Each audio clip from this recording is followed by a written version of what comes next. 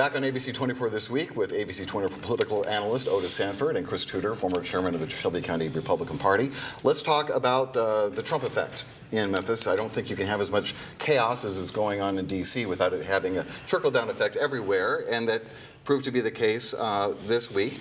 I think the most impactful was probably what happened at the IRS this week with, we're hearing, don't have a confirmed number, but somewhere around 200 people of the 7,000 that were fired, they're all probationary workers from the IRS, worked out of the Memphis Service Center in Southeast Memphis. And, you know, they weren't expected to get fired that day, but they got fired. And that's just part of it. So, Chris, we'll start with you on this, the ramifications of some of these firings. Yeah, it's tragic when anybody loses a job, obviously, and we're certainly more sensitive when it affects this community. But look, they're going with speed, not precision. We have a $36 trillion debt. That's plus $100,000 for every person that lives in this country. And they're trying to cut the fat. These IRS employees, my understanding is that they were relatively new. The IRS got an extra $80 million in the Biden administration to increase enforcement capability. As you can imagine, a lot of people on the right side of the political spectrum don't necessarily love a bigger IRS. They want less taxes. I don't think they want corruption or people avoiding paying the taxes they're legally obligated to pay. But I think this is part of a larger slimming down of federal government. And again, it's sad when people lose their jobs, and hopefully they can find something else. But I think this is the beginning. I think this is just the beginning. There's more to come. Well, there's definitely more to come. It's not a good thing because it's done in such a haphazard way. I mean, not just in the IRS, but they fired a lot of people who are responsible for our nuclear program, and then had to go and scramble and try to find them and get them back. I don't know that they did. You have to do these things in a methodical way. And yes, there were a lot of IRS employees who were part of an effort to go after corruption, go after tax cheats, especially among the rich. And they're the ones that are getting fired. So what kind of message is that sending, especially when we have a president who's never shown us his taxes? So, I mean, the message is clear here that trimming the fat is one thing, but doing it in a way that benefits the president and his cronies is a different thing. That's how I see it. Well, another way they're trimming is the National Institutes of Health, which allocates hundreds of millions of dollars, billions, I think, around the country to different hospitals and clinics and this kind of thing to do medical research. And UTHSC and St. Jude Children's Research Hospital both are very concerned because they do get millions of dollars in research funds from NIH. Your thoughts about the impact on that? Because there's another area they're cutting. It's a huge impact. I mean, look at the kind of research that goes on at St. Jude, for example. And it is known around the world for the research that it does for childhood cancers. And they do get a lot of money, millions of dollars coming through the National Institutes for Health to do that kind of research. UT is the same thing. So this is just a major blow to what is really one of our signature businesses here in Memphis, which is healthcare and medical research.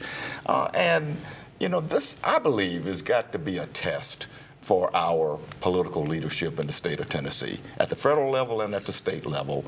They say they love UT so much, then stand up for UT and what it does here in Memphis at the Health Science Center, and push back with this administration to some degree and says, what you're doing is just too draconian and it's hurting some of our signature entities in the state. Well, there's no more popular brand globally when it comes to charities than St. Jude Children's Research Hospital. So is there a risk that this could backfire on the Trump administration? Sure. A couple thoughts. First, I think even with all the firings, across the federal government, I don't even know if we're at the 5% level, right? I mean, you hear these numbers, thousands, and you're like, oh my gosh, that's a ton of people. Well, the federal government is massive. So we're talking about non-military personnel, like less than 5% of people. That's what you do when you have a debt of $36 trillion. You tighten the belt just like your family would, just like my family would. About this, and it's much closer to home for us. Again, I think this is a casualty of speed rather than precision, but I will say, and I'm by no means an expert on this, what I understand the change being is that they are capping indirect expenses, so overhead, not research expenses, at 15% of the grant amount. Previously, that had been negotiated all the way up 50, 60, 70%, so it's real money. But I think there's actually a plan here, which is instead of giving a bunch of money for, hey, we've got to do a build out at the space, they're actually trying to allocate more of that money to actual research. So I think it may be a little more subtle. Again, that is some very... I'm not an expert on this, so this is my, a little bit of research that I've done. I don't think it's as draconian or as bad as we expect, but certainly, if it results in less money for UT or St. Jude, I'm against it, and everybody else should be too. I think it's going to work out, though. I hope it is. I just think you're giving them too much of a positive spin here. I don't think that they have taken the time to be that sophisticated about whether this pot of money is in excess and it needs to go, and let's concentrate on just the research. The people at St. Jude, the people at UT are quoted as saying, this is going to hurt the research. Good spin job, but I don't I'm just saying, I think that was the technical rule change, is that you can't go above 15% in these indirect expenses, which again, help the research, but they're not the research. Plus, that's my understanding. He's only been in office a little over a month.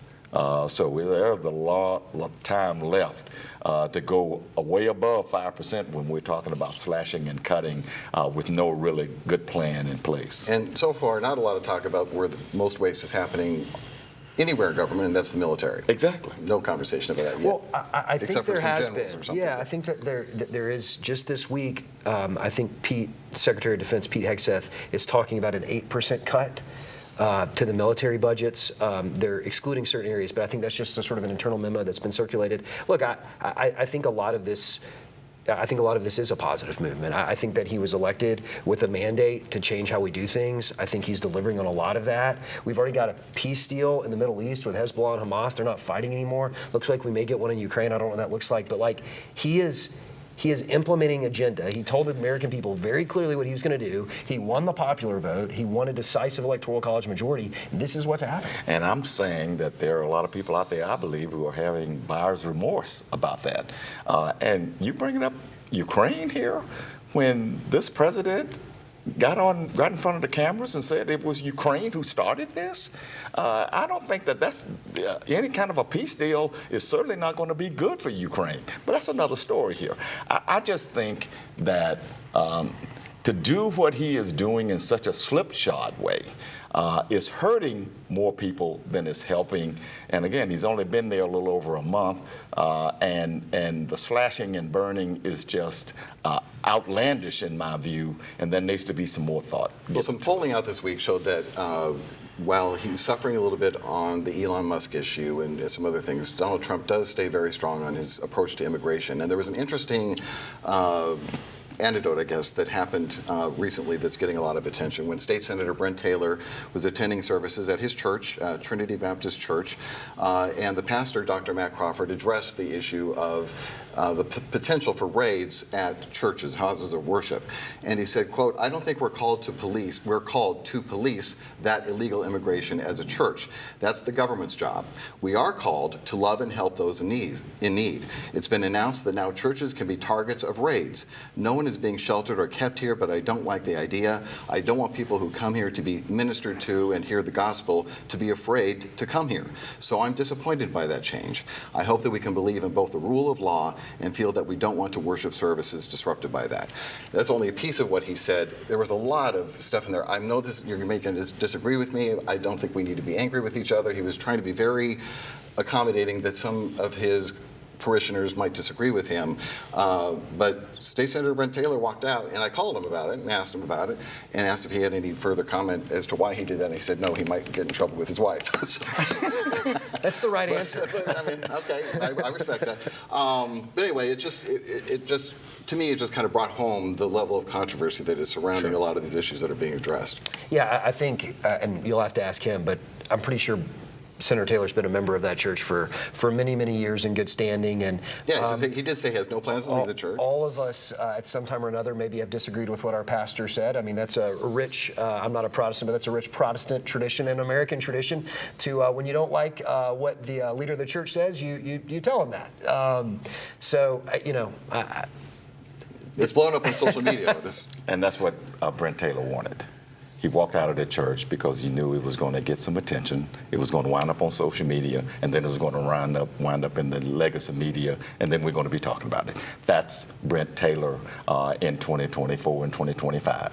But let's look at the broader picture here. What's going on in Nashville is an absolute effort that's filtered down from the White House to just go after immigrants and go after anybody who says or does anything to help immigrants. I mean, we're talking about denying them, as the children who came here without their parents, denying them legal assistance. We're talking about denying them education. We're talking about denying them other services that people do out of the goodness of their heart. And you know, we have a food pantry at the Rotary Club. Let's say an undocumented immigrant comes in and gets food. Are we now going to be targeted by the legislature because we're helping someone who's undocumented? That's what's going on in Nashville, and they should hang their heads in shame because of what they're doing. All right, I got to leave it there, but we'll be talking. You're not going to let me this. jump in on that one? You can make it 20 seconds or less. That's okay.